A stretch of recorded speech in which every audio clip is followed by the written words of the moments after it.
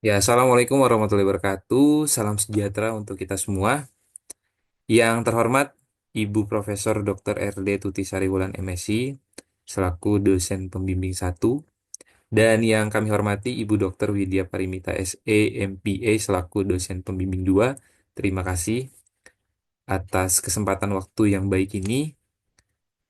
Perkenalkan, saya Yusri Liza Riyadi, mencoba untuk menjelaskan seminar proposal terkait dengan judul pengaruh perceived organizational support dan meaningful work terhadap turnover intention melalui job satisfaction sebagai variabel intervening. Yang mana studi kasus karyawan Gen Z pada usaha food and beverage di wilayah Jabodetabek. Dari latar belakang, kita ketahui bahwa SDM adalah suatu aset bagi perusahaan yang memberikan kontribusi signifikan terhadap pencapaian tujuan dan sasaran organisasi. Oleh karena itu, perlunya organisasi yang baik untuk melakukan strategi-strategi khusus.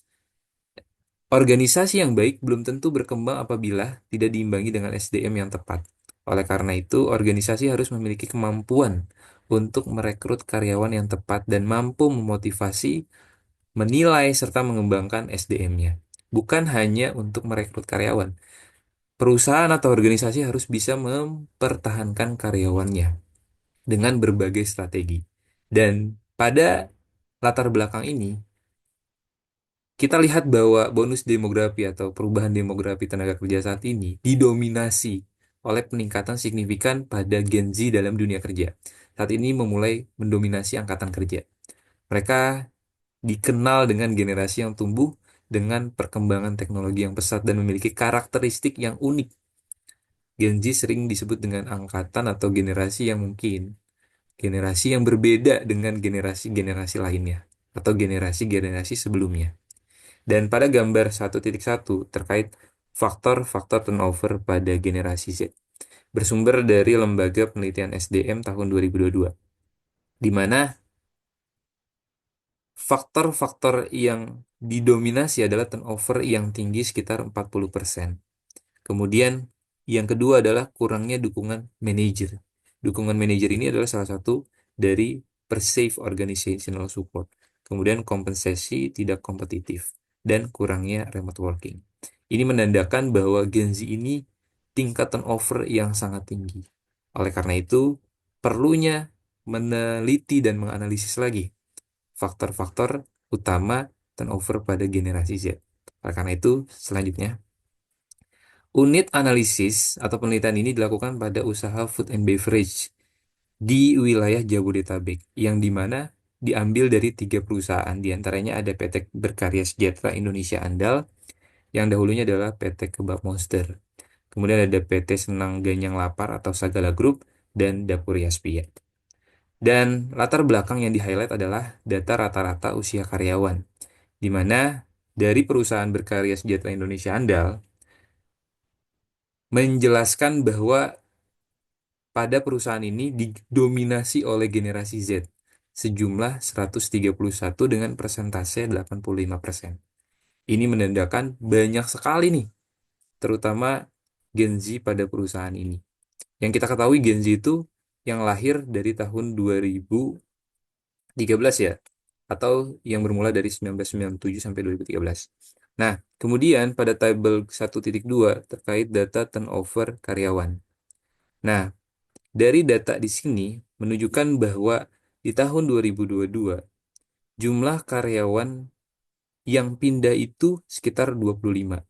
Oleh karena itu, ini menandakan bahwa turnover yang tinggi pada PT Berkarya Sejahtera Indonesia Anda, terutama dinominasi oleh generasi Z.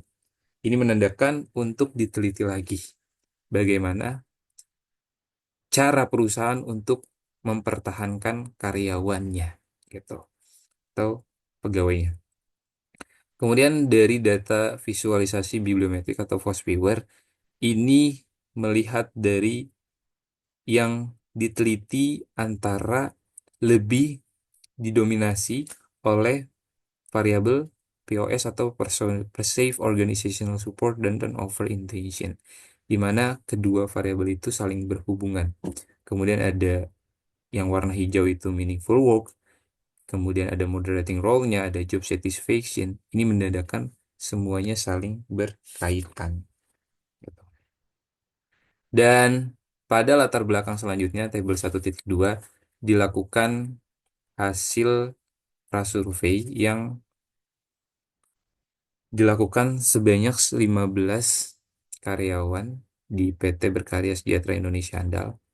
Di mana pernyataan yang pertama, saya merasa organisasi peduli dengan kebutuhan dan masalah yang saya hadapi di tempat kerja dengan jumlah tidak setujunya sebanyak 60%. Ini menandakan dari satu variabel yang pertama, yaitu perceived organizational support atau persepsi dukungan organisasi yang rendah. Kemudian yang kedua, saya merasa dihargai dan diakui atas kontribusi. Tetapi jumlah hasil prasurvei tidak setuju lebih didominasi tidak setuju sebanyak 60%. Ini menandakan bahwa kebermaknaan bekerja atau meaningful work yang rendah. Kemudian yang ketiga, saya merasa puas dengan pekerjaan saat ini dengan jumlah tidak setuju sebanyak 67%.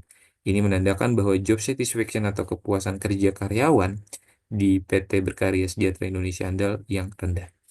Dan peneliti ingin melanjutkan meneliti terkait beberapa variabel di atas. Nah, research gap terdapat kesenjangan hasil temuan research gap dalam studi-studi sebelumnya, terutama pada variabel meaningful work terhadap turnover intention.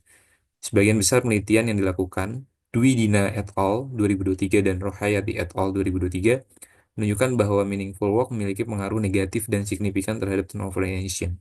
Sebaliknya, Carles Leja et al. 2023 menemukan bahwa meaningful work memiliki pengaruh positif dan signifikan terhadap turnover intention. Ini terjadi kesenjangan antara hasil yang negatif dan hasil yang positif juga. Fokus penelitian berdasarkan latar belakang yang telah dipaparkan sebelumnya, yang hendak dijawab pada penelitian ini, bagaimana perceived organizational support meaningful work terhadap turnover intention melalui job satisfaction sebagai variabel intervening. Next, pertanyaan penelitian. Ada 7 pernyataan penelitian atau pertanyaan penelitian ya, yang mana dari keempat variabel. Tujuan penelitian selanjutnya ditelaah pustaka atau bab 2, definisi dan dimensi. Dari keempat variabel, yang pertama ada turnover intention. Mobley mengatakan turnover intention adalah kecenderungan karyawan untuk meninggalkan organisasi akibat kurangnya minat pada pekerjaan yang ada atau adanya alternatif pekerjaan lain. Sementara meaning safe organizational support, Eserberg et al. 1986 mengatakan adalah sejauh mana karyawan merasa organisasi tempat mereka bekerja peduli dengan kesejahteraan mereka serta menghargai kontribusi mereka. Kemudian Steiger 2012 mengatakan meaningful work adalah pengalaman subjektif individu akan pekerjaannya yang bertujuan untuk memberikan dampak signifikan. Dan kepuasan kerja atau job satisfaction menurut Heckman and Oldham 1975 mengemukakan suatu keadaan psikologis yang mencerminkan sejauh mana individu merasa puas dan senang dengan pekerjaannya. Itu adalah beberapa definisi dari 4 variabel yang di-highlight.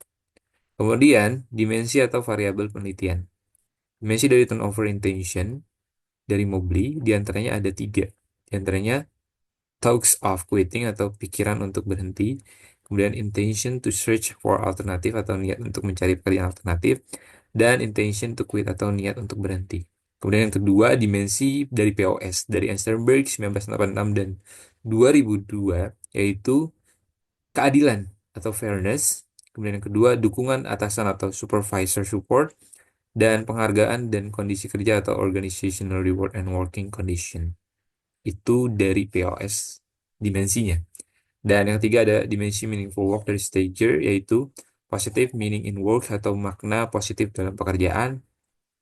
Kemudian meaning making through work atau makna yang dibuat melalui bekerja. Dan greater good motivation atau motivasi kebaikan yang lebih besar. Sementara job satisfaction menurut Heckman and Oldham 1975 mengemukakan yaitu keamanan kerja atau job security, gaji atau imbal atau pay, hubungan sosial atau social, pengawasan atau supervisory, dan pertumbuhan atau growth. Itu adalah beberapa dimensi yang akan digunakan pada beberapa variabel di atas atau yang di highlight. Dari framework atau kerangka teori, yang dimana terdapat 7 hipotesis. Ini adalah gambaran dari kerangka teori yang akan digunakan pada penelitian ini. Dan sementara pengembangan hipotesis, dari beberapa hubungan antar variabel dengan pengembangan hipotesis, ada 7 hipotesis yang disertakan, baik dari previous study sebelumnya, ini menandakan bahwa ada beberapa pengaruh positif dan signifikan dari masing-masing, dan juga ada beberapa pengaruh negatif dan signifikan yang dilakukan dari masing-masing variabel. Dan beberapa penelitian selanjutnya ini terpublikasi dengan indeks Scopus. Nah, karena itu sangat amat bisa untuk memperkaya tambahan, terutama pada penelitian ini dan penelitian selanjutnya. Metode penelitian di bab 3. Metode penelitian, jenis penelitian yang digunakan adalah penelitian kuantitatif. Penelitian ini bersifat asosiatif kausal, yaitu penelitian yang bertujuan untuk mengetahui hubungan antara dua variabel atau lebih, menurut Sugiono 2017. Penelitian ini dilakukan pada usaha F&B di wilayah Jabodetabek. Sementara populasi penelitian ini berjumlah 223 karyawan dengan teknik sampling jenuh. Sampel sebanyak 100 hingga 200 sering dianggap sebagai jumlah minimum untuk menghasilkan estimasi yang stabil dan tidak bias menurut teori dari Kelsey 2018, yang dikhususkan pada generasi Z yang tersebar di wilayah Jabodetabek dari ketiga perusahaan unit analisis yang kita akan teliti. Teknik analisis data. Data primer yang kita akan gunakan dikumpulkan dengan metode survei menggunakan Google Form dengan skala Likert 5 poin. Dan teknik analisis data digunakan dalam penelitian ini adalah analisis deskriptif kuantitatif dengan menggunakan teknik Structural Equation Modeling atau SEM yang diolah dengan software AMOS. Analisis SEM AMOS meliputi uji validitas dan reliabilitas konstruk dengan CFE, uji model SEM, path analysis, goodness of fit, dan uji signifikansi pengaruh antar variabel. Pada proses penelitian ini, ada beberapa step, diantaranya pengajuan proposal, dimulai dengan bimbingan tentang topik, diskusi, dan penulisan proposal. Lalu proses penelitian melibatkan penyebaran kuesioner, dan setelah itu kita mengumpulkan data yang terkumpul dan dilakukan uji validitas, reliabilitas, dan hipotesis. Dan terakhir, penelitian tesis yang kita teliti dan artikel ilmiah yang akan kita terbitkan. Mudah-mudahan dapat berjalan dengan lancar. Amin, amin ya robbal alamin. Terima kasih atas perhatiannya. Kurang lebihnya mohon maaf.